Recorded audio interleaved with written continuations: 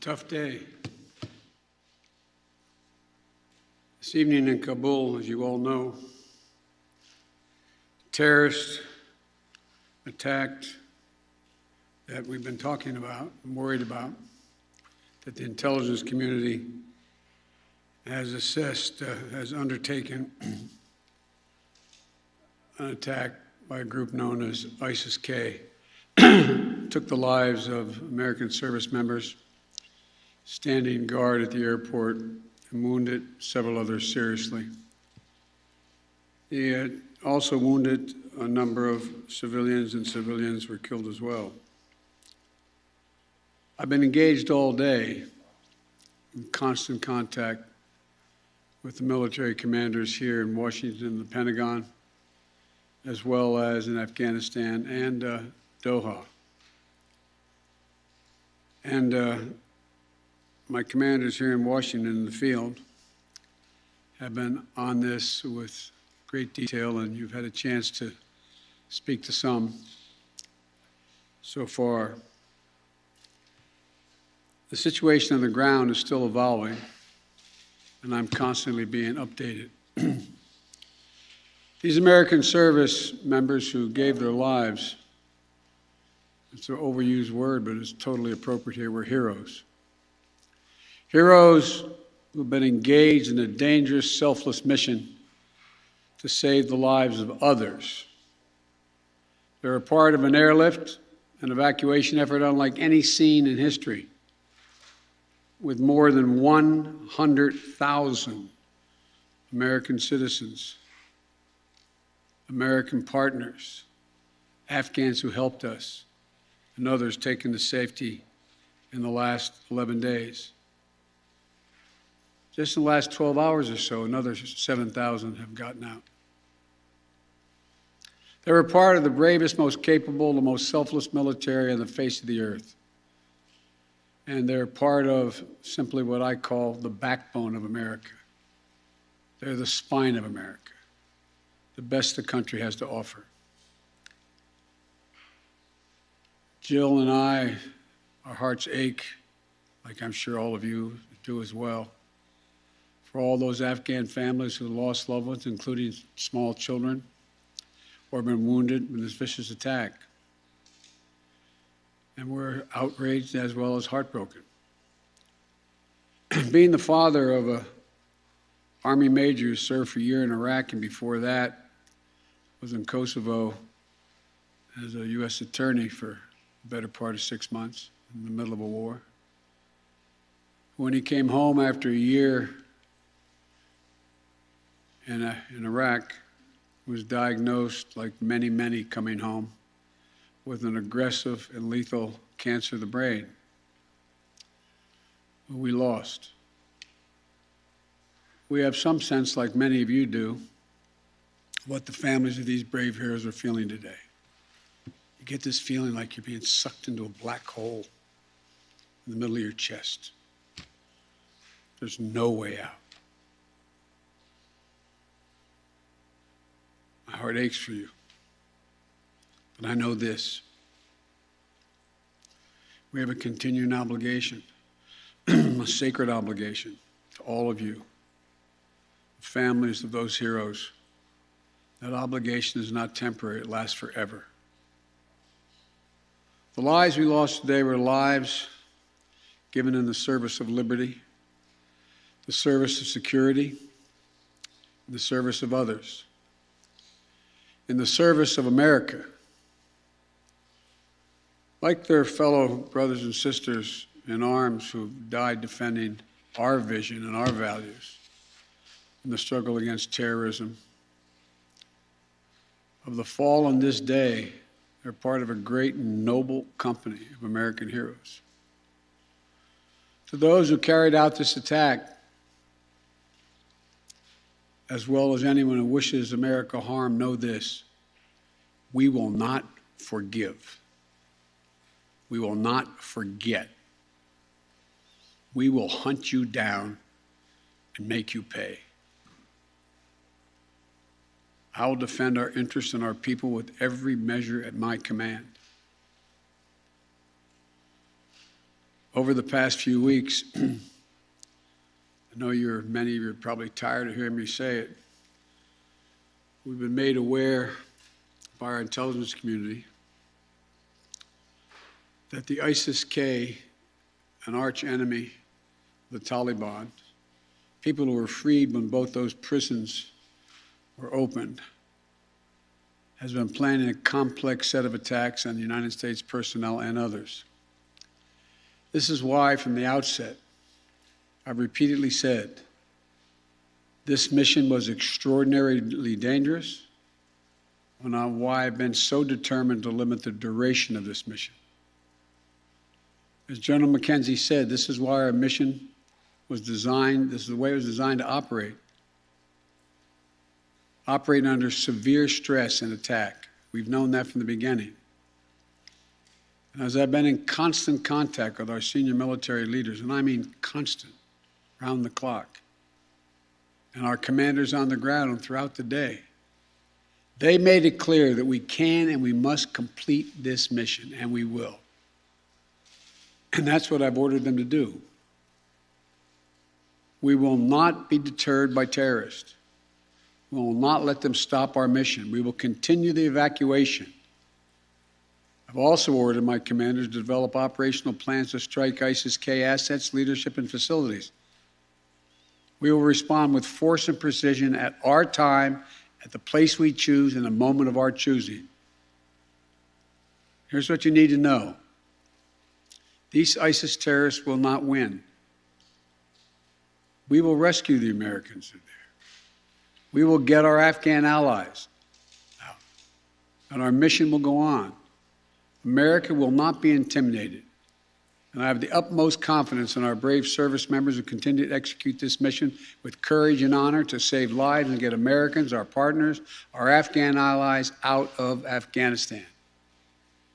Every day when I talk to our commanders, I ask them what they need. What more do they need, if anything, to get the job done? As they will tell you, I granted every request. I reiterated to them today on 3 occasions that they should take the maximum steps necessary to protect our forces on the ground in Kabul. And I also want to thank the Secretary of Defense and the military leadership of the Pentagon and all the commanders in the field. There has been complete unanimity from every commander on the objectives of this mission and the best way to achieve those objectives. Those who have served through the ages have drawn inspiration from the book of Isaiah, when the Lord says, "Whom shall I send? Who shall go for us?" The American military has been answering for a long time. "Here I am, Lord, send me. Here I am, send me." Each one of these women and men of our armed forces are the heirs of that tradition of sacrifice, of volunteering to go in harm's way, to risk everything, not for glory, not for profit, but to defend what we love and the people we love. And I ask that you join me now in a moment of silence for all those in uniform and out of uniform, military and civilian, who have given the last full measure of devotion.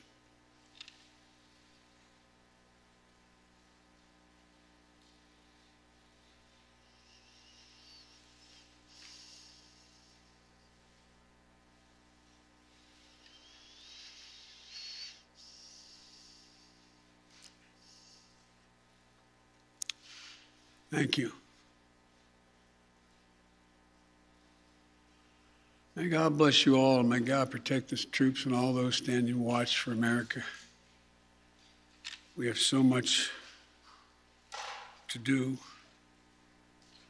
It's within our capacity to do it. We just have to remain steadfast. Steadfast. We will complete our mission, and we will continue after our troops have withdrawn to find means by which we can find any American who wishes to get out of Afghanistan. We will find them and we will get them out. Ladies and gentlemen, they gave me a list here. The first person I was instructed to call on was Kelly O'Donnell of NBC. You have said leaving Afghanistan is in the national interest of the United States. After today's attack, do you believe you will authorize additional forces to respond to that attack inside Afghanistan? And are you prepared to add additional forces to protect those Americans who remain on the ground carrying out the evacuation operation? I've instructed the military, whatever they need, if they need additional force, I will grant it. But the military, from the chairman of the Joint Chiefs, the commanders in the field, have all contacted me one way or another, usually by letter, saying they subscribe to the mission as designed to get as many people out as we can within the time frame that is allotted. That is the best way they believe to get as many Americans out as possible and others. And with regard to finding, tracking down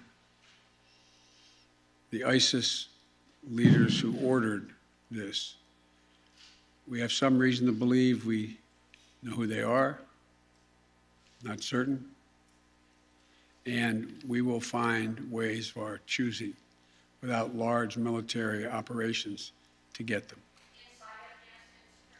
wherever they are. Trevor, Reuters.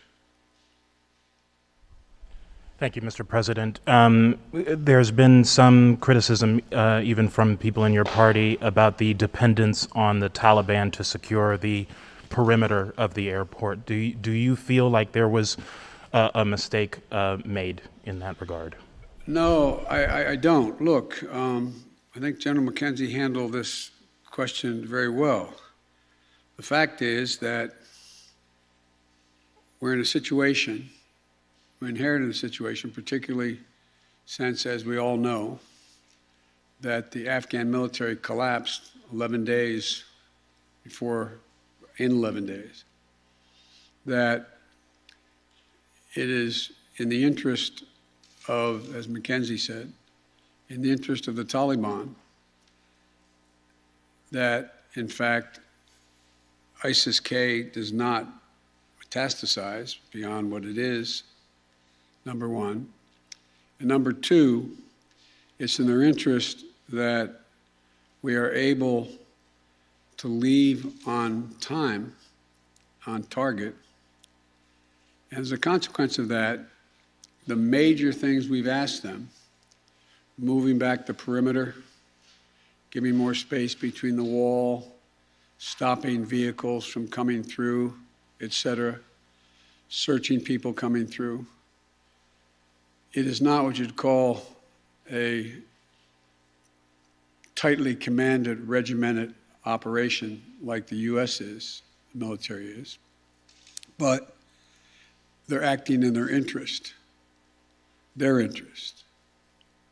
And so, by and large, and I've asked this same question to military on the ground, whether or not it's a useful exercise. No one trusts them.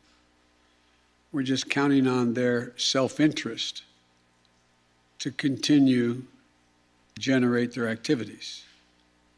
And it's in their self-interest that we leave when we said, and that we get as many people out as we can. Like I said, even in the midst of everything that happened today, over 7,000 people we've gotten out, over 5,000 Americans over. So it's not a matter of trust, it's a matter of mutual self-interest. And but there is no evidence thus far that I've been given as a consequence by any of our commanders in the field that there has been collusion between the Taliban and ISIS in carrying out what happened today, both in front of the hotel and what is expected to continue for beyond today. Amir, Associated Press. Thank you, Mr. President. You have spoken, again, powerfully about your own son and the weight of these decisions. With that in mind, and also what you've said, that the longer we stay, the more likelihood that there would be a major attack. How do you weigh staying even one more day, considering what's happened? Because I think what America says matters. What we say we're going to do in the context in which we say we're going to do it, that we do it, unless something exceptional changes. There are additional American citizens. There are additional green card holders.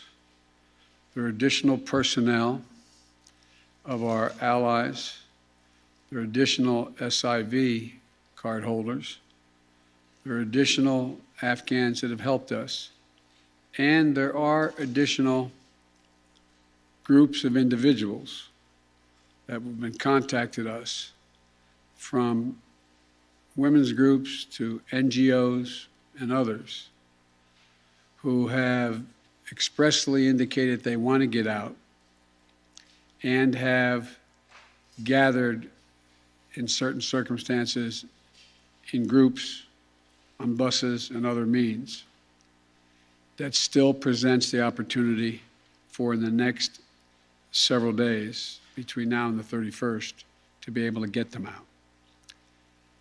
And our military, and I believe, to the extent that we can do that, knowing the threat, knowing that we may very well have another attack, the military has concluded that's what we should do.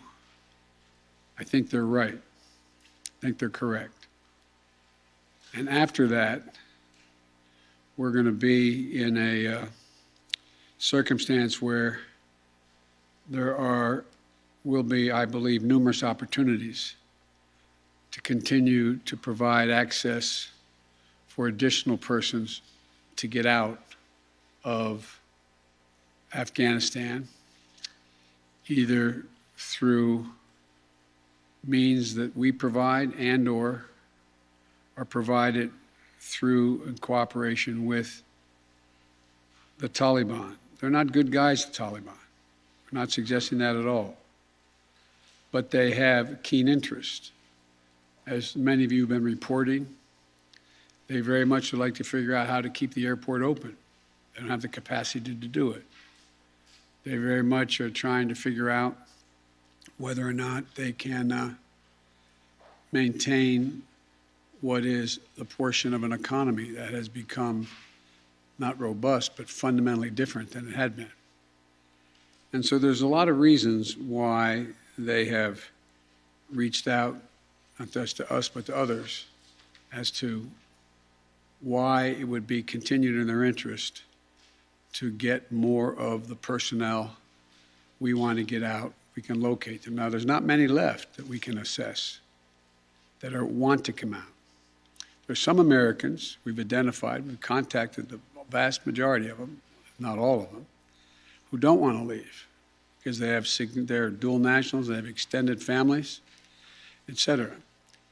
And there's others who are looking for the time. So that's why we continue. I'll take a few more questions, but you, sir. I wanted to ask you, okay. You say that what America says matters. What do you say to the Afghans who helped troops who may not be able to get out by August 31st? I say we're going to continue to try to get you out. It matters.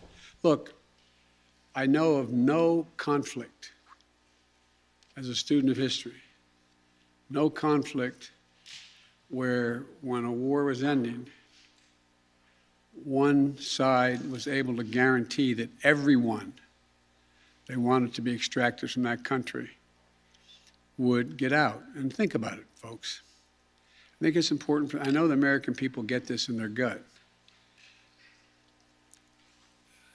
There are, I would argue, millions of Afghani citizens who are not Taliban, who did not actively cooperate with us as SIVs, who, if given a chance, they'd be on board a plane tomorrow. It sounds ridiculous, but the vast majority of people in communities like that want to come to America, given a choice. So getting every single person out can't be guaranteed by anybody, because there's a determination all who wants to get out as well. At any rate, it's a process. I was really pointing to you, but you, sir. Thank you, Mr. President. There are reports that U.S. officials provided the Taliban with names of Americans and Afghan officials to evacuate. Were you aware of that? Did that happen? And then, sir, did you personally reject a recommendation to hold or to recapture Bagram Air Force Base? Here's what I've done let's answer the last question first. On the tactical questions of how to conduct an evacuation or a war, I gather up all the major military personnel that are in Afghanistan, the commanders, as well as the Pentagon. And I ask for their best military judgment. What would be the most efficient way to accomplish the mission? They concluded, the military, that Bagram was not much value added, that it was much wiser to focus on Kabul. And so I followed that recommendation. With regard to, there are certain circumstances where we've gotten information, and quite frankly, sometimes from some of you, saying you know of such and such a group of people are trying to get out, and they're on a bus, they're moving from other people. And this is their location. And there have been occasions when our military has contacted their military counterparts in the Taliban and said, this, for example, this bus is coming through with X number of people on it, made up of following group of people. We want you to let that bus or that group through. So yes, there have been occasions like that. And to the best of my knowledge, in those cases, the bulk of that has occurred, they've been let through. But I can't tell you with any certitude that there's actually been a list of names. I know there may have been, but I know of no circumstance. It doesn't mean it didn't exist. That here's the names of 12 people, they're coming, let them through. It could very well have happened. I'll take one more question. Wait. Let me take the one question from the most interesting guy that I know in the press. That's you. Mr. President, there had not been a U.S. service member killed in combat in Afghanistan since February of 2020. You set a deadline, you pulled troops out, you sent troops back in, and now 12 Marines are dead. You said the buck stops with you. Do you bear any responsibility for the way that things have unfolded in the last 2 weeks? I bear responsibility for fundamentally all that's happened of late. But here's the deal. You know, I wish you'd one day say these things. You know as well as I do that the former president made a deal with the Taliban that he would get all American forces out of Afghanistan by May 1. In return, the commitment was made, and that was a year before. In return, he was given a commitment that the Taliban would continue to attack others, but would not attack any American forces. Remember that? I'm being serious. No, I'm asking you a question. Because before... No, wait a minute. I'm asking you a question. Is that accurate, the best of your knowledge? What? I don't think it's the issue that, do you think that people have an issue with pulling out of Afghanistan or just the way that things have happened? I think they have an issue that people are likely to get hurt. Some, as we've seen, have gotten killed, and that it is messy. The reason why, whether my friend will acknowledge it always reported it. The reason why there were no attacks on Americans, as you said, from the date until I came into office, was because the commitment was made by President Trump, I will be out by May 1st. In the meantime, you agree not to attack any Americans. That was the deal. That's why no American was attacked. A few days ago, you said you squarely stand by your decision to pull out. Yes, I do, because look at it this way, folks, and I have another meeting for real. But imagine where we'd be if I had indicated on May the 1st I was not going to renegotiate an evacuation date. We were going to stay there. I'd have only one alternative: pour thousands of more troops back into Afghanistan to fight a war that we had already won relative to why the reason we went in the first place. I have never been of the view that we should be sacrificing American lives to try to establish a democratic government in Afghanistan, a country that has never once in its entire history been a united country and is made up, I don't mean this in a derogatory, made up of different tribes who have never, ever, ever gotten along with one another. And so, as I said before, and this is the last comment I'll make, we'll have more chance to talk about this, unfortunately, beyond, because we're not out yet.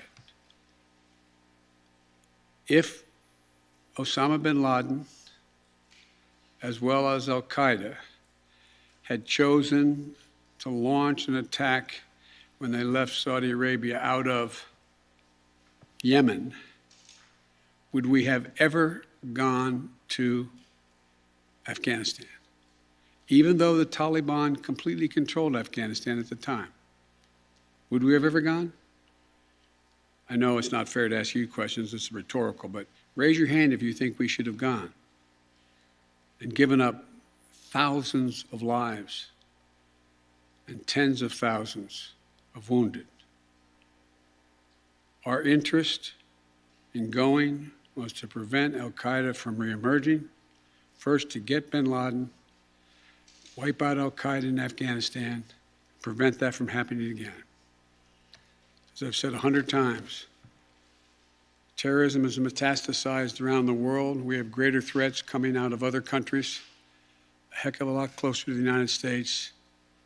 We don't have military encampments there. We don't keep people there. We have over-the-horizon capability to keep them from going after us. Ladies and gentlemen, it was time to end a 20-year war. Thank you so much.